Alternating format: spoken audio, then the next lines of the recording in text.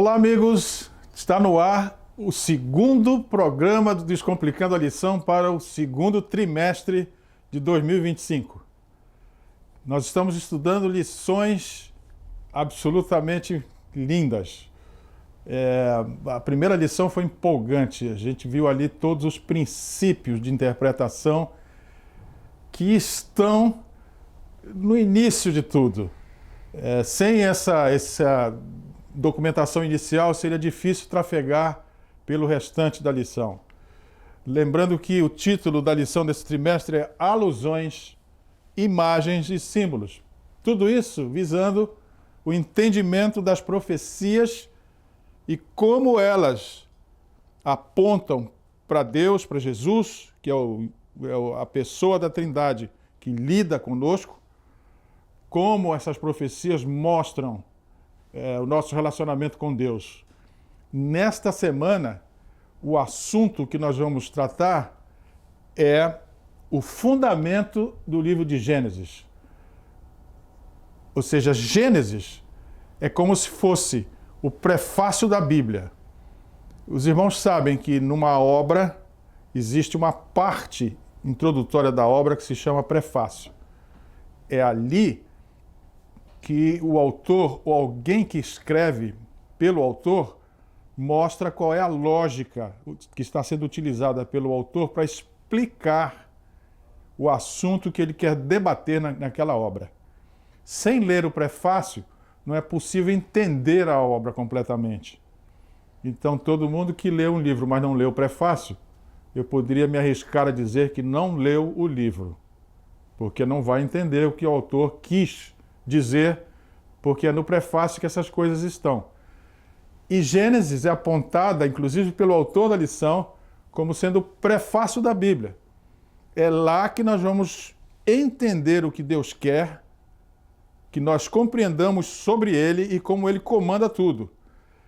Muito importante. Antes de nós iniciarmos o estudo dessa semana, queria pedir aos professores que nos auxiliassem dando o like, aquela mãozinha que aparece lá embaixo do vídeo, aperte lá, com o dedo para cima, porque quanto mais likes estiverem ali contados, mais a plataforma entenderá que esse programa é um programa desejável. E se puderem, mandem mensagens, interajam conosco, porque isso também reforça a importância do programa, para que a plataforma coloque isso na primeira página, logo nos primeiros vídeos. Então, se nós tivermos likes em uma interação, isso vai facilitar muito pessoas encontrarem a palavra de Deus. Esse é um trabalho missionário que nós estamos pedindo, sempre aqui na plataforma. Quero agradecer também as interações que vêm de muitas partes do Brasil, muitas partes do mundo. Sempre estou interagindo com pessoas que estão em Angola, em Moçambique, também em Portugal, mas a interação com os brasileiros é muito forte e não poderia ser diferente.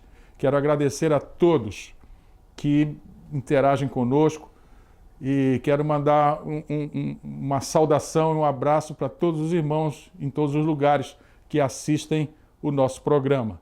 Há uma equipe bastante grande trabalhando para que esse programa seja uma realidade. E em nome dessa equipe, eu quero agradecer a todos os que nos apoiam, mandando suas mensagens, dando seu like, distribuindo o programa. Façam a divulgação desse programa, porque essa é a sua parte como missionário. Muito bem, vamos então ao estudo dessa semana, que é o fundamento do livro de Gênesis. Aliás, não é o fundamento do livro de Gênesis. Vamos melhorar a visão disso. É o fundamento importante do reino de Deus que está contido no livro de Gênesis.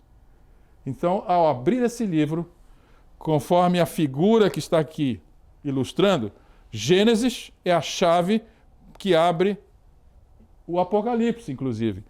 Mas entre Gênesis e Apocalipse tem um conjunto de informações que é Gênesis que leva ou que abre para que nós entendamos. E nós vamos ver como no livro de Gênesis, nesta lição, essas coisas estão muito claras.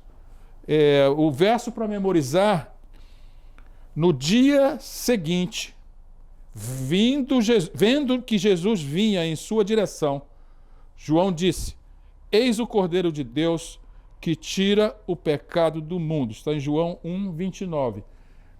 Essa informação ela vai fazer sentido mais adiante, quando nós estivermos falando do sacrifício de Isaac. Mas era uma informação importante que abre a lição dizendo que no livro de Gênesis está informado como Jesus, o Cordeiro de Deus, está representado dentro do livro. A ideia de um cordeiro está lá no livro de Gênesis. Então, o fundamento de tudo, que é o próprio Cristo, está no livro de Gênesis. Nós vamos entender tudo lá. Então, a premissa para essa semana é: todos os que se juntam às fileiras dos observadores do sábado devem se tornar estudantes aplicados na Bíblia, para que conheçam as colunas e a base da verdade. Todo edifício, se quiser estar seguro, ele tem que ter uma base sólida e colunas que amarram as paredes. Então, o que é que nós estamos vendo aqui? Que a Bíblia vai lhe dar os elementos ou os materiais necessários para que você construa a sua base e sua coluna sobre verdades. Eles devem estudar, os que guardam o sábado, eles devem estudar a história profética que nos trouxe ponto por ponto para onde estamos no presente. Esse é o plano de Deus para a nossa escola. Isso é um trecho do Manuscript Release, volume 10, página 171. Ou seja, o que está sendo dito aqui é: verifique a Bíblia. E se a chave para entender a Bíblia está no Gênesis, é nele que nós vamos começar a entender a Bíblia. Então, a lógica do estudo desta semana é a seguinte: Gênesis e as verdades fundamentais. Muito instigante, né, essa informação. É lá no Gênesis que estão todas as verdades fundamentais que nós precisamos para entender o que está escrito na Bíblia. E nesse contexto, quais são os elementos ou as verdades que nós precisamos compreender? De primeira parte, né, do primeiro momento. O amor de Deus, esse é o princípio que nós já vimos na lição anterior, é o princípio fundamental, você precisa entender como é que ele funciona. O Cordeiro de Deus, que foi o método utilizado pelo céu para nos reconciliar com o céu. Ou seja, o pecado fez com que nós ficássemos separados do amor de Deus. O Cordeiro de Deus faz com que nós nos unamos de novo a Deus. Nós vamos ver isso na lição, como isso vai ocorrer. Nós nos unamos a Deus, portanto, voltemos ao sistema de Deus, que é o sistema do amor. E se essas dois assuntos, essas duas ideias estão completamente compreendidas, é claro que Deus vai ter a vitória. Então, vamos ler juntos essas informações que estão aqui, com o olhar de um estudante que quer, vou usar aqui uma linguagem figurada, né, já que nós estamos falando de alusões, símbolos e figuras. Vamos ver essa lição nessa semana com o olhar de um estudante que quer passar num concurso, seja num vestibular, seja num concurso para um emprego. Tem que ter atenção, conhecimento bem fundamentado, para não ficar com dúvidas quando as perguntas vierem. Então, a questão é não ter dúvidas quanto ao amor de Deus, entender bem o papel e o trabalho do Cordeiro de Deus e entender como esses dois assuntos aqui vão nos levar à vitória com Deus. Então, o primeiro assunto é o amor de Deus. Nós já tivemos uma boa aula sobre isso na lição passada, mas aqui há outros aspectos que nós precisamos ver sobre o amor de Deus. Boa parte da explicação desse sistema de Deus está no livro de Gênesis. Eu diria que essa boa parte é uma boa parte mesmo, uma parte substancial do conhecimento sobre o sistema de Deus está no livro de Gênesis. E há coisas fundamentais lá, são verdades que são fundamentais. A premissa para que nós pensemos um pouco como Gênesis explica o amor de Deus é que no princípio era o Verbo e todas as coisas foram feitas por ele. Isso é João falando, mas em Gênesis está a mesma afirmativa. No primeiro verso de Gênesis, no princípio criou Deus os céus e a terra. Mesmíssima coisa. Então, quais são as verdades fundamentais que nós encontramos no Gênesis e que abrem a porta para que nós vejamos a Bíblia? Nós vamos encontrar no livro de Gênesis teologia sendo explicada. Deus como Criador. Vamos encontrar cristologia, que são verdades fundamentais. Cristo como o Redentor. Isso está no livro de Gênesis. Antropologia. Homem criado à imagem de Deus. Amartiologia, queda do homem e suas consequências. Eclesiologia, chamado de Abraão e o propósito de um povo separado. Demonologia, atuação de Satanás e a guerra espiritual. Ética e moralidade bíblica, os primeiros princípios morais dados por Deus. E economia e mordomia, que é a administração dos recursos e responsabilidade humana. Esses assuntos estão todos no livro de Gênesis. Professores, eu quando comecei a estudar essa lição e entrei em contato com essa lista de informações que são verdades fundamentais, eu não tinha percebido isso ainda no livro de Gênesis. E eu parei para ver isso lá no livro de Gênesis. O que vou apresentar agora é um pouco da visão somada com a visão do autor da lição, para nós entendermos que essas verdades fundamentais, como o nome próprio está identificando, elas são basilares para entender o resto da Bíblia. Ou seja, todos esses assuntos estão na Bíblia, mas é o Gênesis que abre isso diante de nós. Muito bem. Então, se nós temos verdades no livro de Gênesis, eu queria lhes dizer que se a verdade que está lá é verdade fundamental, ou seja, é a verdade essencial, ou seja, a verdade que dela deriva outras verdades, sempre que uma verdade é mostrada, ela vai gerar uma coisa chamada princípios.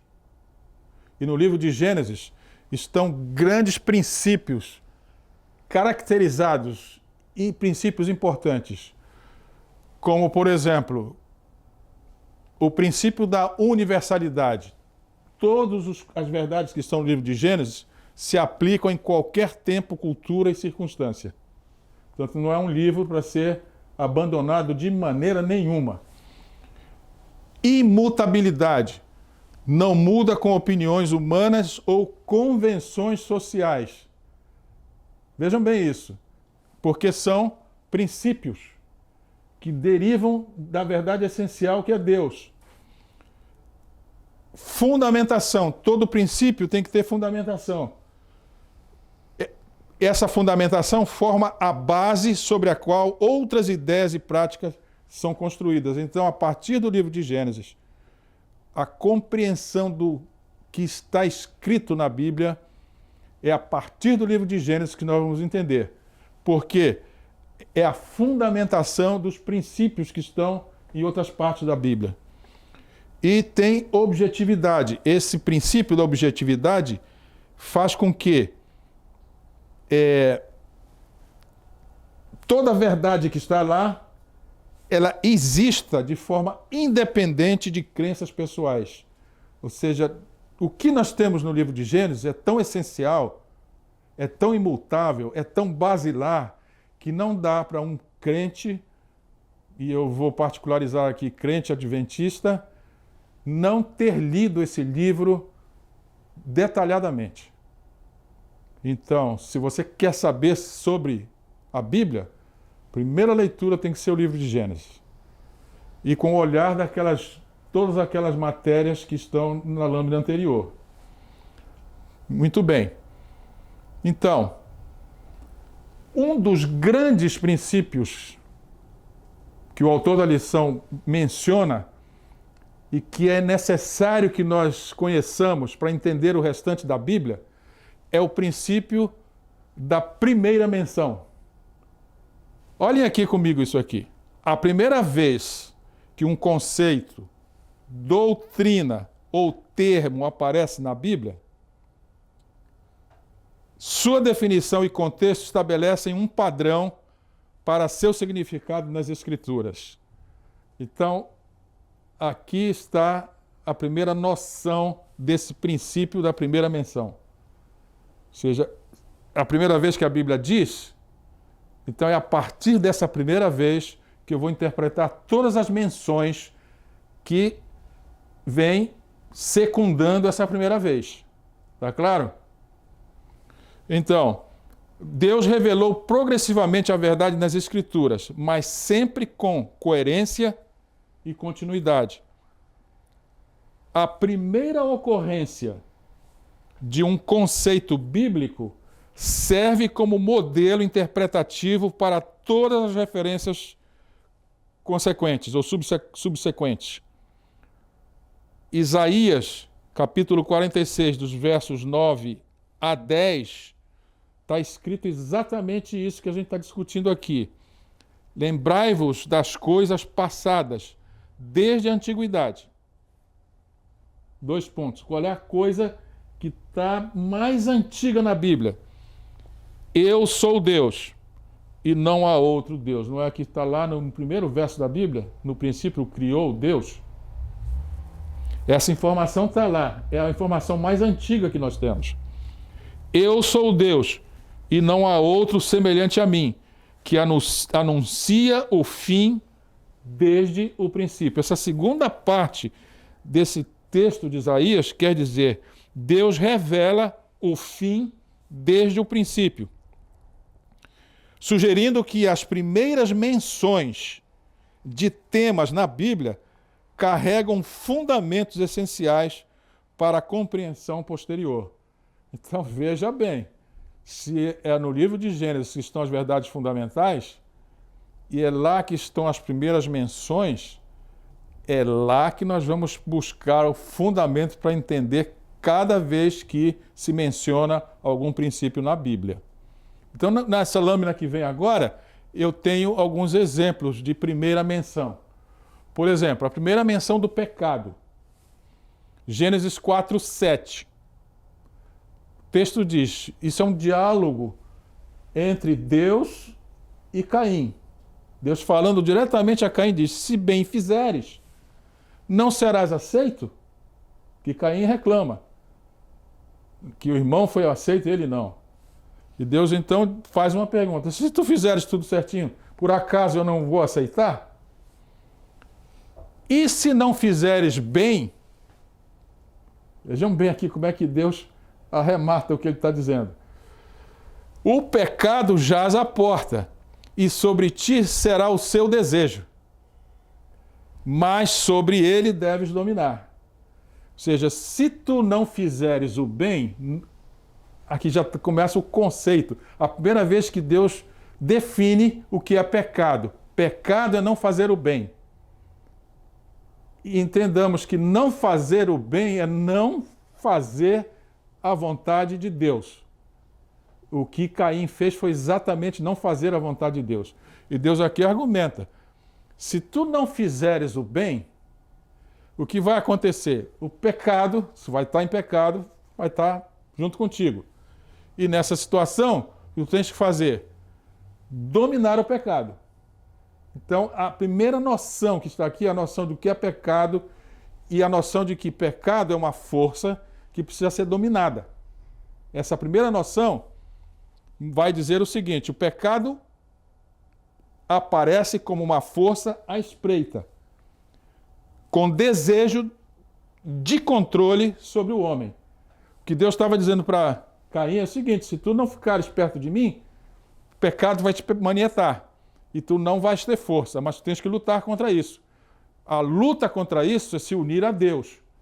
Então, é uma força que fica à espreita e forma um desejo de controle sobre o homem.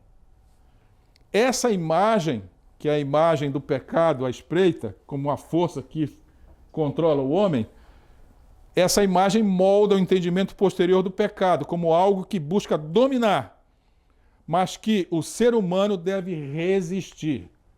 Então aqui, meus caros, está uma aula de teologia e a aplicação do princípio da primeira menção.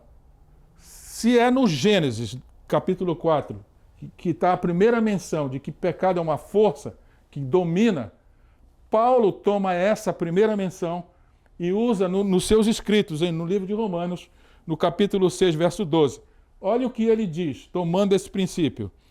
Não reine, portanto, o pecado em vosso corpo mortal, para lhe obedecerdes em suas concupiscências.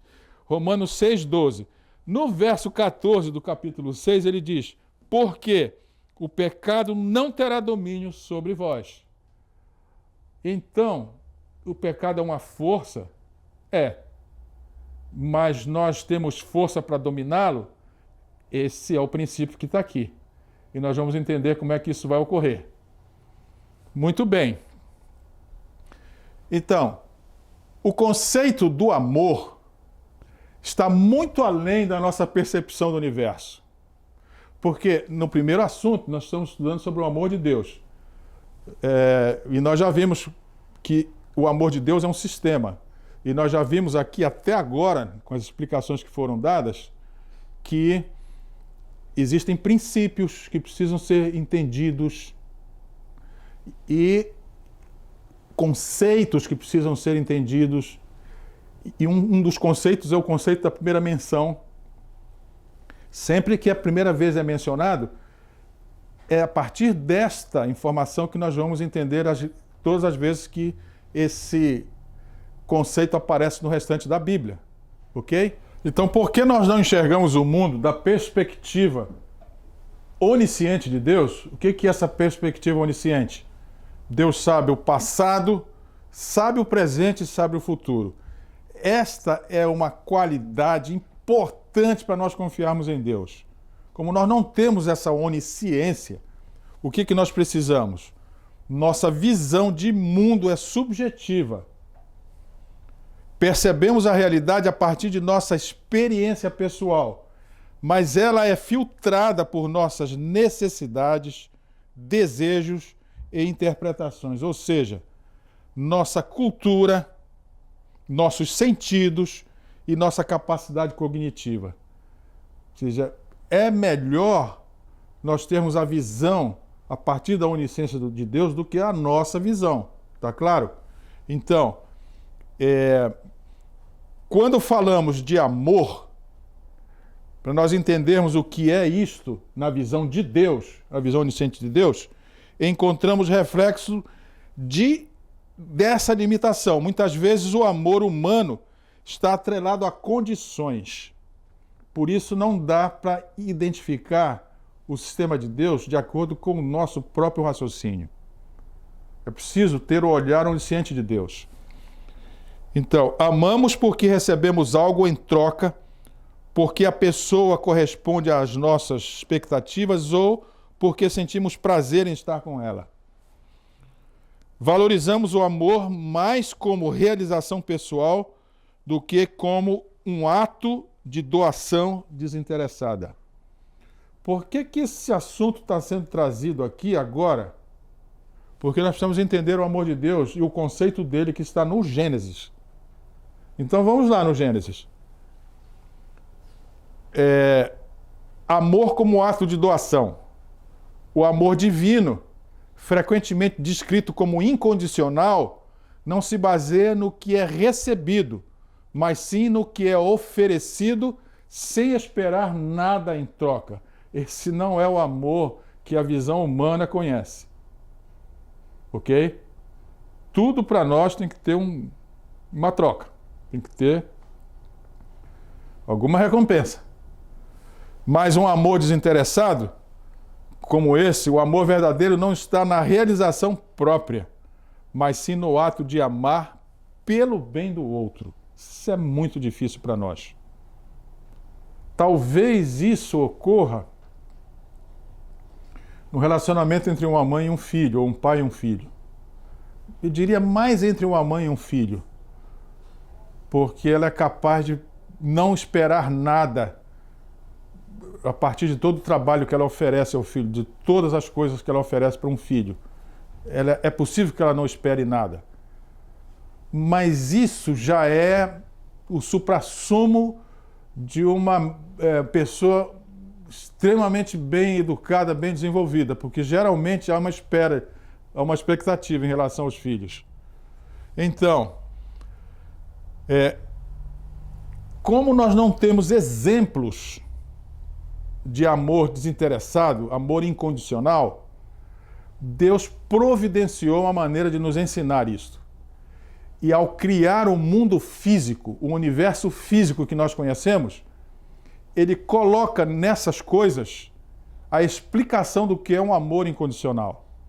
Então, o livro da natureza é o livro que nos ensina sobre o amor incondicional, que é o princípio que está no Gênesis. O amor incondicional. Aliás, abre um parênteses, esse sistema de Deus, que é um sistema que as coisas colaboram umas com as outras, está no primeiro capítulo do livro de Gênesis. O salmista, lendo esse primeiro capítulo, ele expressa a seguinte exclamação: que maravilha a natureza, que maravilha o universo criado por Deus. Na criação, um dia faz menção a outro dia, uma noite declara informações para outra noite. Tudo está relacionado. Ele percebe isto. E quando ele percebe isso, ele para e exclama: a lei do Senhor é perfeita. Que lei? A lei do amor. Refrigera a alma, ele diz, por ter entendido isso que nós estamos discutindo aqui.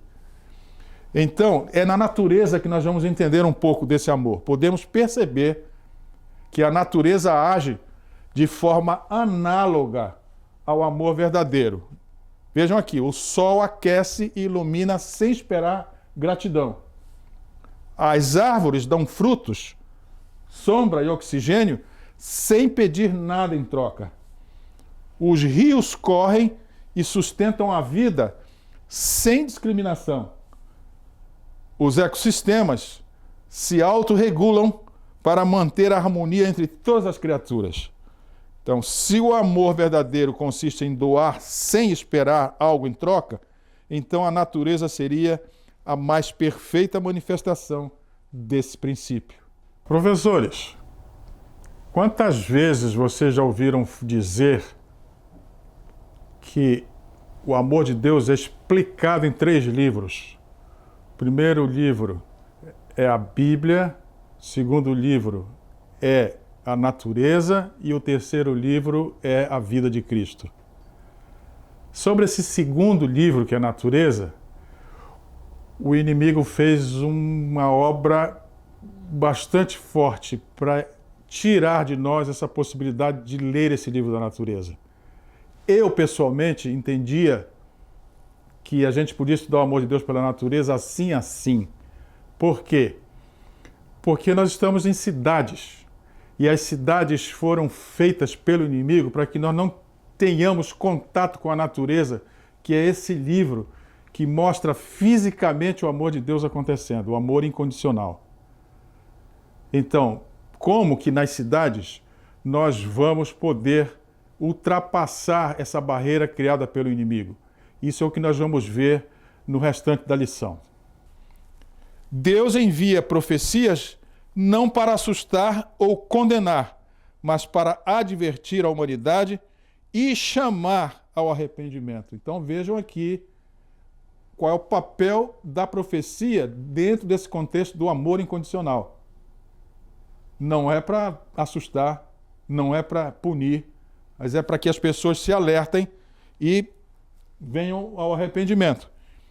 Um exemplo clássico é o de Jonas em Nínive.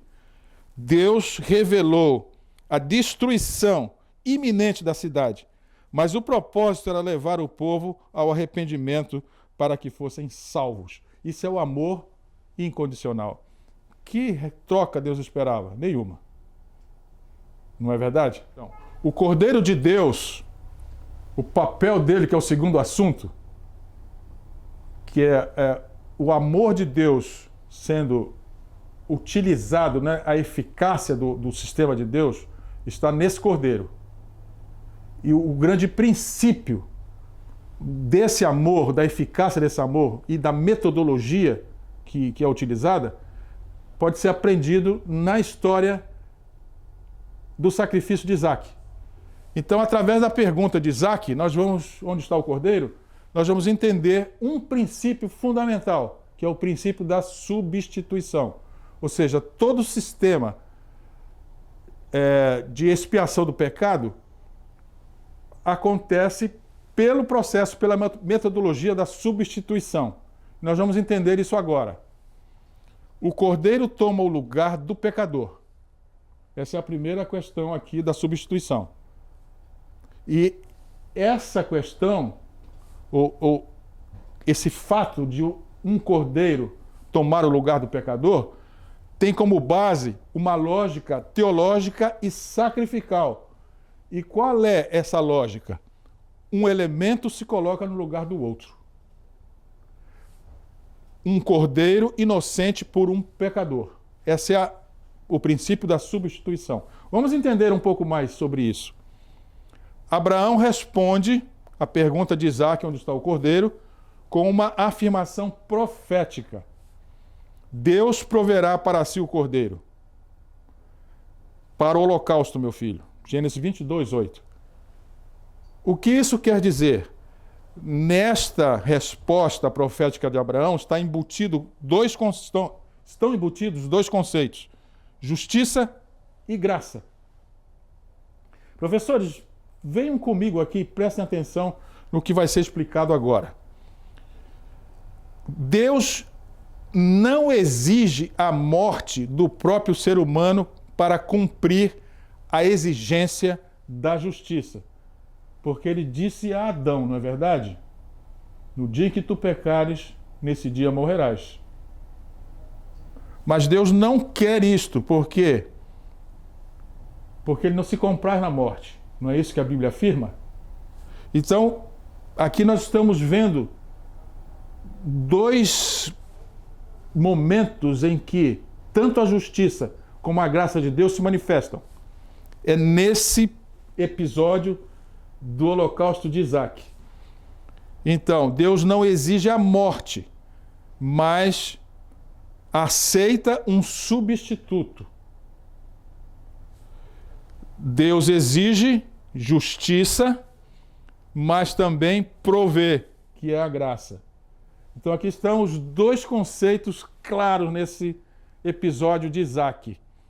Quero muito que os professores entendam isso e lecionem isso para a sua classe.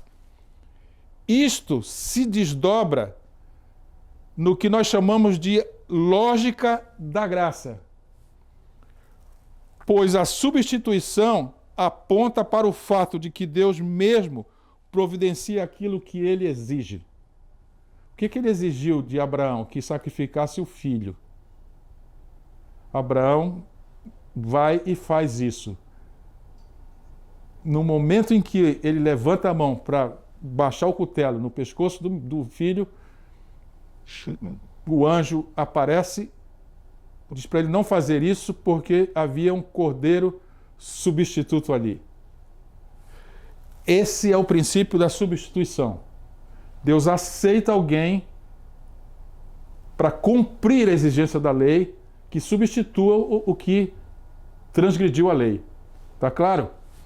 Então, essa lógica, que é a lógica da graça, é o seguinte: a substituição aponta para o fato de que Deus mesmo providencia aquilo que ele exige. Esse é o primeiro ponto. E é maravilhoso você entender isso. Portanto, a lógica da expiação, ou seja, o que é que me faz entender o processo da expiação, é o seguinte: o inocente paga pelo culpado. Punir o pecado resolve o problema da justiça, mas não resolve o problema da reconciliação. Ora, se Deus quer se reconciliar conosco, matando-nos, ele não terá essa reconciliação, não é verdade? Raciocinem comigo aqui. Então, como é que ele se relaciona com o pecador? Substituindo o pecador. Em vez do pecador morrer, um inocente vai pagar o pecado, porque a questão toda não é a simples punição, mas é a reconciliação. Deus deseja salvar, mas para isso precisa intervir. Ele vai intervir sem anular a justiça. Ele vai intervir aplicando a justiça, mas também revelando a graça. Ok? Muito bem. Então, olha aqui, mais embaixo. Cristo, sendo inocente, toma o lugar dos pecadores, porque só alguém sem culpa pode pagar pelo outro. Esse é o princípio da substituição. E olha o que resta do texto. Se ele fosse culpado, se Jesus fosse culpado, precisaria morrer por seus próprios pecados. Isso é o que diz João 3,16 e Romanos 5,8. Agora venham comigo, professores, para verem como o livro de Gênesis é a chave que abre toda a Bíblia. Nós agora vamos pular do livro de Gênesis para o livro de João, ou para o Novo Testamento. Os 4 evangelhos falam sobre isso aqui. Isso vai estar agora sendo dito. João responde a pergunta de Isaac. No momento em que Jesus se apresenta a João para ser batizado, foi a primeira vez que os dois entraram em contato. Naquele momento, João responde a pergunta de Isaac: onde está o cordeiro? E João diz: eis o cordeiro que tira o pecado do mundo. Que coisa maravilhosa entender isso, não é? O princípio da substituição estava ali, fisicamente diante de nós. Não há como Deus demonstrar conceitos para pessoas finitas como nós sem a realidade física. Jesus encarna e o conceito da substituição é apresentado por Deus através de Jesus, mediante Jesus. Ele era o cordeiro que iria nos substituir. Muito bem. Então, vamos tentar entender de maneira mais fácil o conceito da substituição. A expiação substitutiva. A palavra expiação quer dizer colocar as coisas em ordem. Então, o processo para colocar as coisas em ordem é um processo substitutivo. Não é apenas uma questão de justiça, mas de graça, amor e restauração.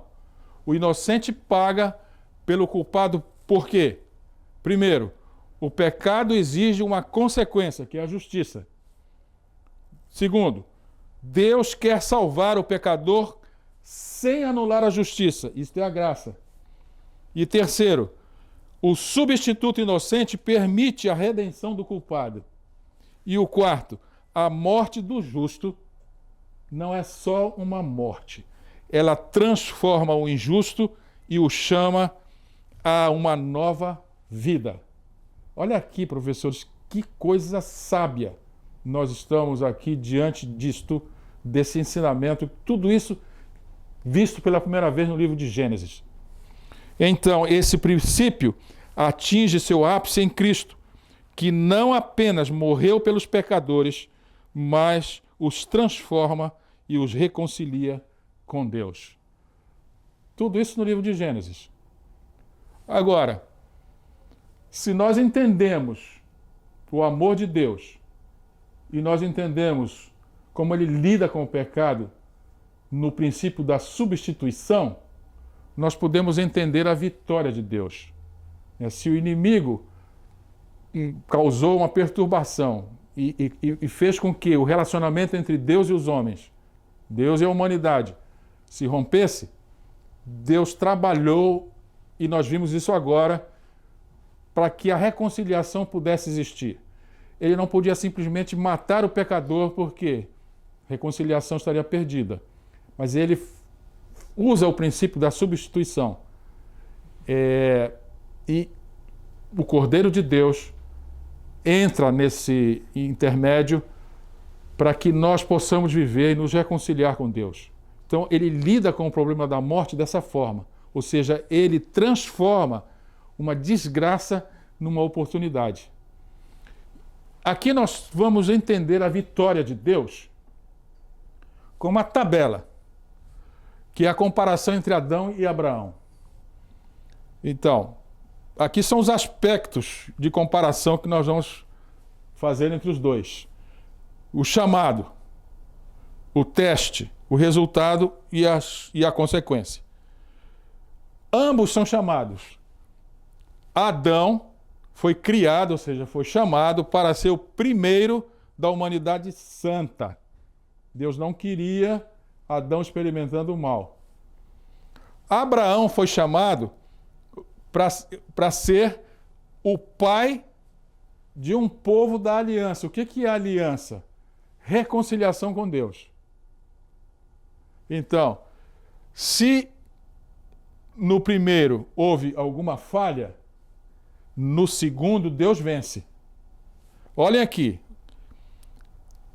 Para que houvesse relacionamento entre Deus e a humanidade, foi necessário um teste. No caso de Adão, a obediência na árvore do conhecimento. Adão falha aqui, portanto o inimigo prepondera. Mas o que aconteceu com Abraão? Abraão não falhou. Ele fez o sacrifício. Isaac foi sacrificado. Ele não morreu porque Deus apresentou um substituto, mas Abraão iria matá-lo, crendo que Deus ressuscitaria, porque a promessa está em Gênesis, de que haveria ressurreição. O que resultou? Adão, desobediência, queda e morte espiritual. Ou seja, o inimigo levou essa. Mas em Abraão, Deus vence. Obediência, bênção e promessa cumprida. Qual foi o cumprimento da promessa? De Abraão, Deus suscita uma nação e através dessa nação, ou mediante essa nação, o Filho de Deus encarna. Vitória. E a consequência? Humanidade corrompida. Em Adão, vejam que Adão dá vitória ao inimigo. Mas Abraão dá vitória a Deus. Olha, por causa de Abraão, o povo da aliança que levaria redenção em Cristo aparece. E por causa de Abraão estamos nós aqui, a Igreja de Deus. É Abraão que demonstra fisicamente como é a vitória de Deus. Então, podemos agora ir vendo alguns pormenores dessa questão da vitória de Deus. Como é que Deus lida com a morte? Como é que ele vence a morte?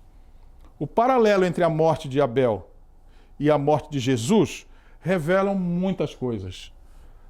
Então, olha só, ambas, tanto a morte de Abel como a morte de Jesus, revelam aspectos da justiça, do sacrifício e da rejeição da verdade por parte da humanidade.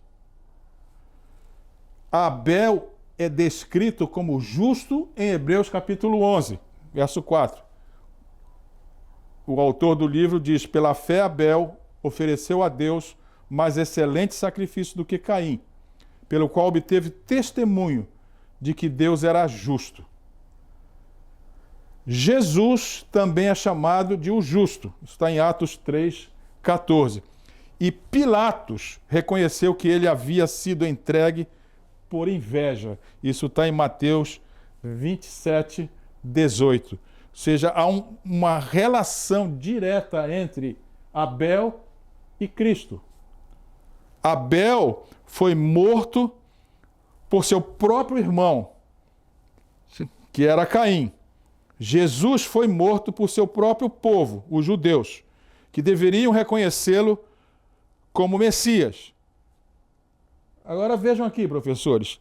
Ambas as mortes demonstram a oposição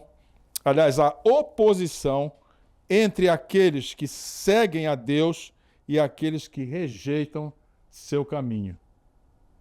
Olha aqui como nós podemos ver a vitória de Deus. Se o inimigo levou vantagem em algum momento, Deus transforma isto em vitória para ele.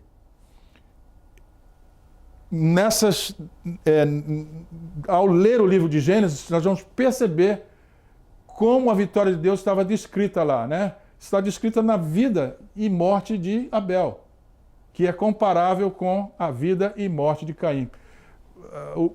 O foco de toda a lição dessa semana é que Gênesis é a chave para nós entendermos o restante da Bíblia.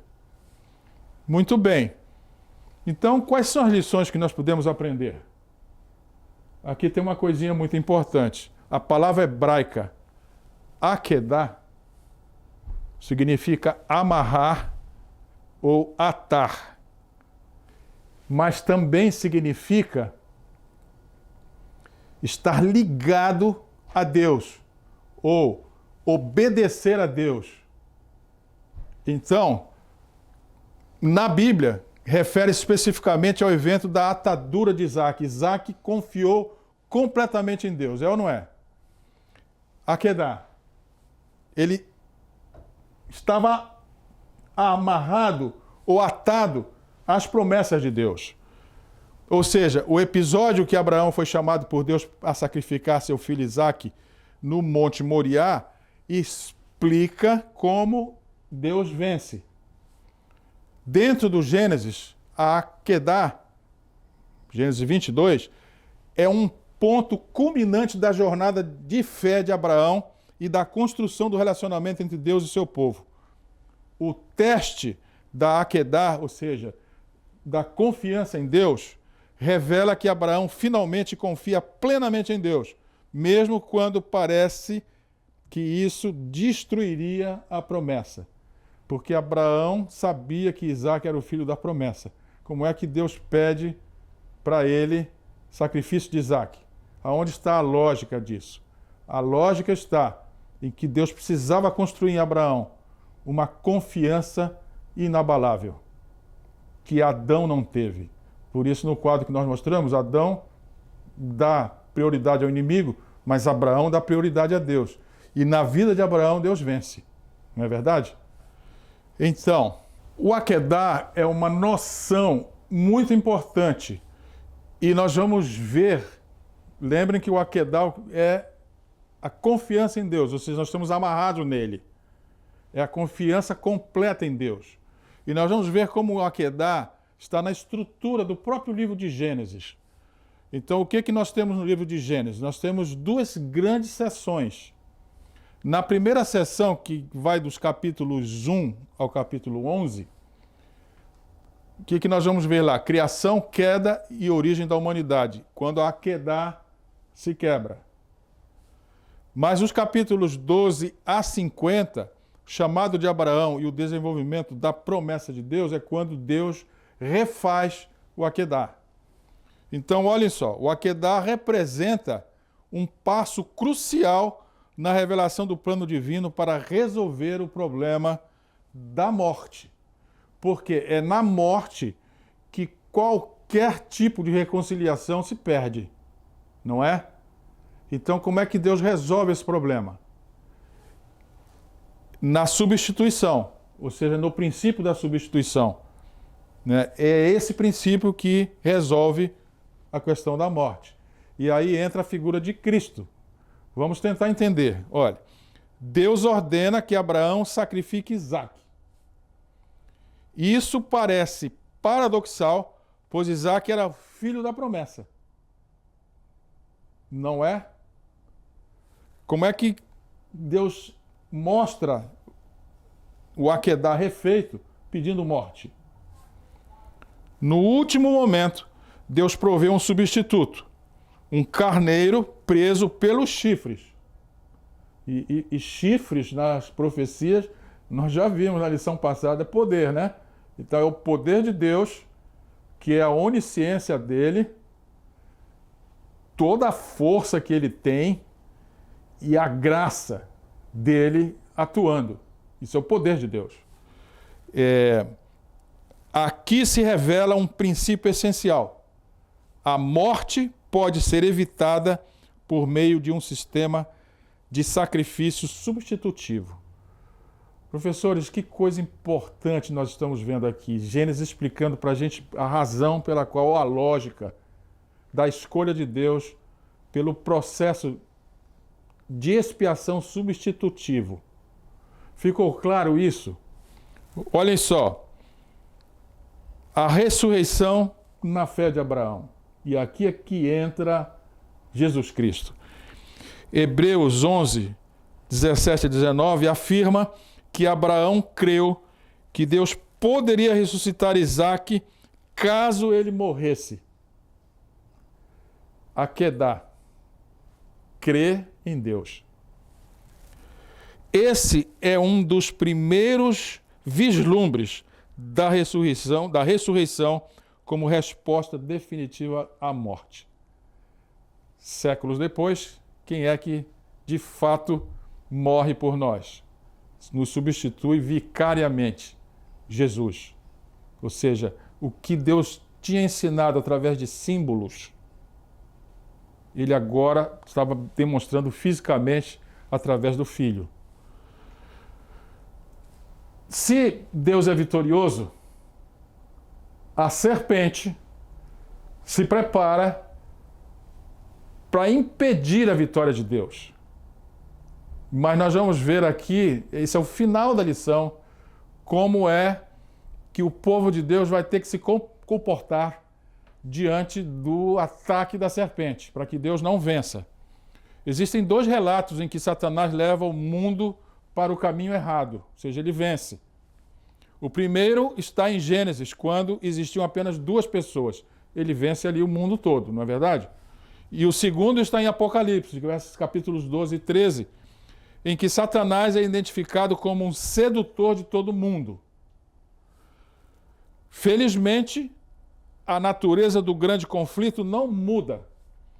E as escrituras proféticas trazem todas as informações necessárias. Então, olha só, o que o inimigo faz para, nessa condição de sedutor do mundo, levar as pessoas com ele? Ele relativiza a verdade. Hoje, vemos um ataque constante sobre a autoridade das Escrituras, com argumentos de que a verdade é subjetiva e mutável. Caros professores, existem ia dizer a palavra cientista, mas não é essa a palavra, filósofos, que são parte do movimento do iluminismo, século XVIII, século XIX, que escreveram obras que estão hoje formatando a mentalidade da sociedade, de que não existem verdades absolutas. Cada verdade é interpretada pela pessoa que enxerga a realidade. Portanto, não há verdades, existe a subjetividade. Isso é um trabalho do inimigo relativizando a verdade. Na Bíblia, nós trabalhamos com verdades absolutas, não com verdades relativas ou verdades subjetivas. Então, segunda maneira que ele ataca é o apelo ao ego ou à autonomia. Se o Akedá é união com Deus, atadura com ele, o inimigo traz o ego e a autonomia. A tentação de Eva foi baseada na ideia de independência de Deus. Hoje, esse mesmo princípio se manifesta no culto ao individualismo extremo e na rejeição da dependência de Deus. Nós vemos isso em todos os lugares, pessoas reagindo com essa ideia na cabeça, mesmo dentro da igreja. O inimigo realmente tenta levar todo mundo. Mesmo as pessoas diante de toda a informação que há e da impossibilidade de existência sem Deus, ainda assim as pessoas querem ser independentes de Deus, mesmo estando na igreja, por não entenderem, por não terem estudado direito a Bíblia e nem entenderem o que as profecias estão ensinando. E a terceira coisa é o fascínio pelo material e pelo imediatismo. O fruto parecia bom para comer. Isso está em Gênesis 3:6, imediatismo. Hoje, o consumismo, o hedonismo e a busca incessante pelo prazer imediato refletem essa mesma tentação. Ou seja, se não há verdade absoluta, se eu posso ser independente, o que me faz parecer independente é o consumismo, eu vou lá e compro. É o hedonismo, eu me divirto. Todas as sensações eu posso ter. Existem até músicas no cancioneiro nacional de pessoas drogadas e elogiando essa situação, porque isso é parte da evolução e da busca de sensações. Eu experimento tudo. Tem uma música que fala isso. Fiz tudo que eu pude, a música diz. E é o problema do fascínio pelo material e pelo imediato. E, por fim, a desconfiança do caráter de Deus. Satanás sugeriu que Deus estava privando Eva de algo bom. Essa ideia se repete hoje em argumentos que retratam a fé cristã como repressora e as leis divinas como restrições à liberdade. Esse momento aqui está em quase todo mundo cristão. Rebelados contra Deus. Eles acham que a lei de Deus é uma restrição. Deus abole a lei. Já ouviram falar disso, não é? E as pessoas, tudo que tem que entender é que Deus as ama. E o resto é o resto.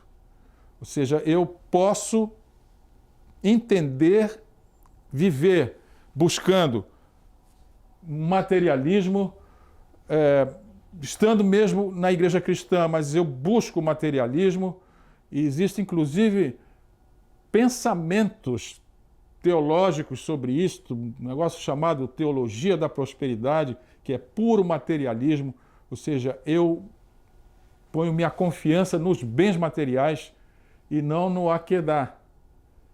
E essa questão nos pega muito, muito, muito, porque mesmo na igreja adventista, a valorização do materialismo é uma realidade. E a valorização da pessoa por causa do materialismo é o que campeia no raciocínio do valor de uma pessoa. Infelizmente, o inimigo, dentro da própria igreja, ganhou espaço. Mas há uma parábola do joio e do trigo, que serão separados quando Jesus vier. Então, com essas ideias todas que estão no livro de Gênesis, esses princípios fundamentais do entendimento de como o amor de Deus efetivamente ordena tudo, e que estão no livro de Gênesis, são informações que nós precisamos entender. Então, o estudo sobre o amor de Deus dessa semana está nesses 3 temas que nós estudamos: o amor de Deus, o Cordeiro e a vitória, né? Já entendemos que o amor de Deus é o sistema e que o Cordeiro é a forma como Deus substitui ou lida com a morte, né? Ele substitui a morte do pecador pela morte de um de um substituto, nesse caso o Cordeiro de Deus, Cristo, né? E se essas duas coisas acontecem, a terceira é a vitória. Esses três assuntos estão interrelacionados nos assuntos diários da lição dessa semana.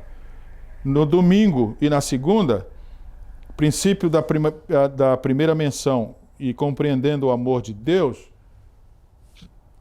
tem a seu rebatimento aqui no amor de Deus. Ou seja, nós estamos vendo o amor de Deus por um outro ângulo, né? Porque na primeira lição da semana passada, nós já estudamos sobre o amor de Deus.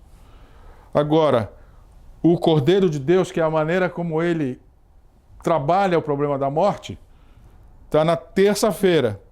A pergunta de Isaac: onde está o Cordeiro? Isaac sabia que Deus iria substituí-lo. E ele pergunta. E a questão da vitória está na lição de quarta e quinta-feira, lidando com a morte, que tem um pouco, né, de rebatimento aqui, mas é a vitória de Deus. Ele vence a morte. E a serpente, como é que a serpente se organizou para vencer Deus? Mas a Bíblia diz que ela não vencerá. E nós sabemos que não tem como ela vencer, não é verdade? Então, vamos resumir toda a lição no seguinte parágrafo, que está em Atos dos Apóstolos, na página 368. Muitas religiões lidam com ideias sem se preocupar com a história. Já a religião cristã está alicerçada em eventos históricos. A Bíblia é o registro das interações de Deus com a humanidade na história. E ao estudar milhares de anos dessas interações, aprendemos sobre o caráter imutável de Deus. Vejam só como é que Ellen White, de uma forma claramente hermenêutica, explica por que é importante o estudo das profecias.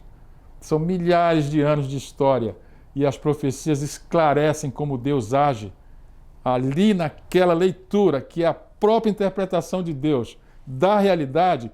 Como é que eu tiro toda a interpretação humana, todo o subjetivismo humano e tenho a verdade ou a informação direta de Deus? É aqui.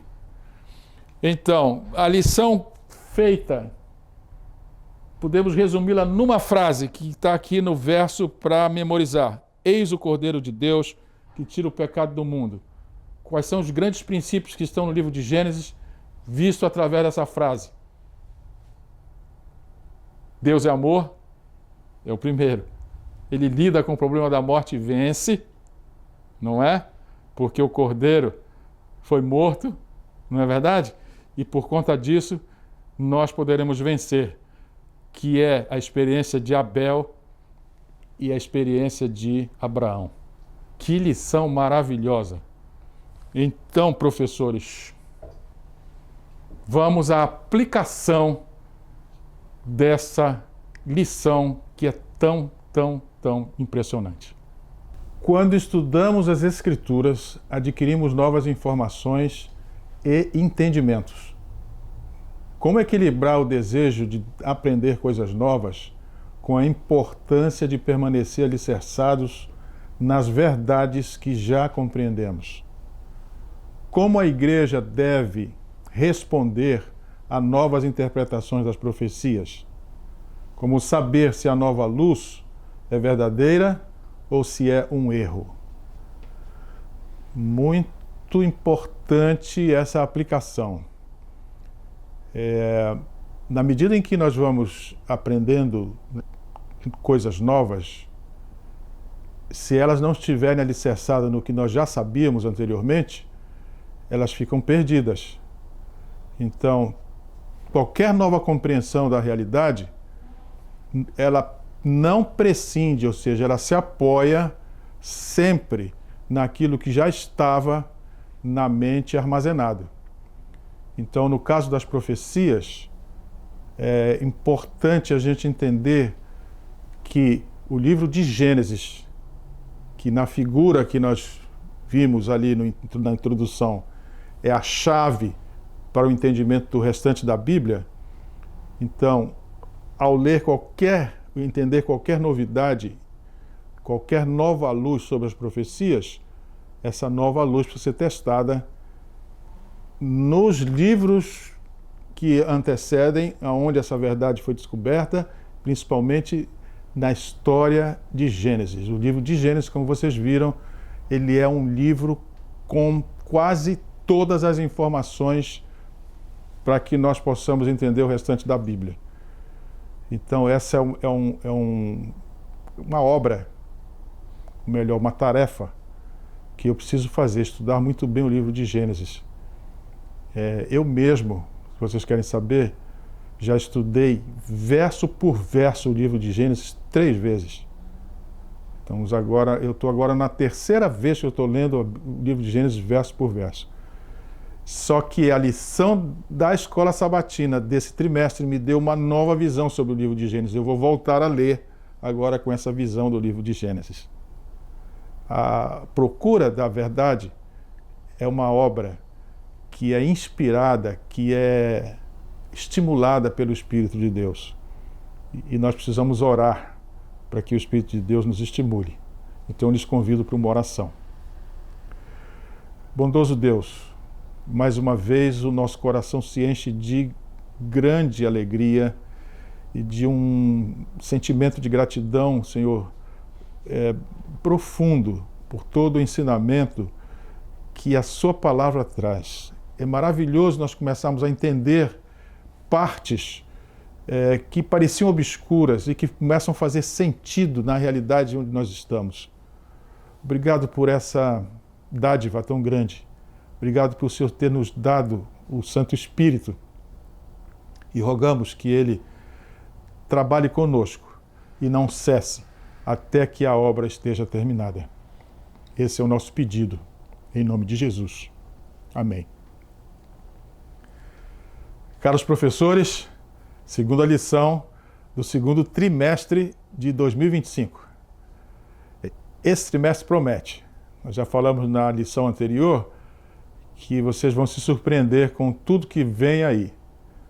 A próxima lição é uma lição ainda mais forte do ponto de vista do entendimento do que esses símbolos todos que estão nas profecias dizem sobre Deus e dizem sobre o nosso mundo e, por causa disso, como é que nós respondemos ao estímulo de Deus. Então, lhes convido para o próximo episódio, na próxima semana, e espero encontrá-los na sessão do Descomplicando a Lição, YouTube. Não deixe de colocar o seu like para que esse programa possa ser visto por muitas pessoas. Esse é o seu trabalho missionário. Professor, nosso bordão aqui é descomplicar a lição, é a nossa missão. E vejo no próximo episódio.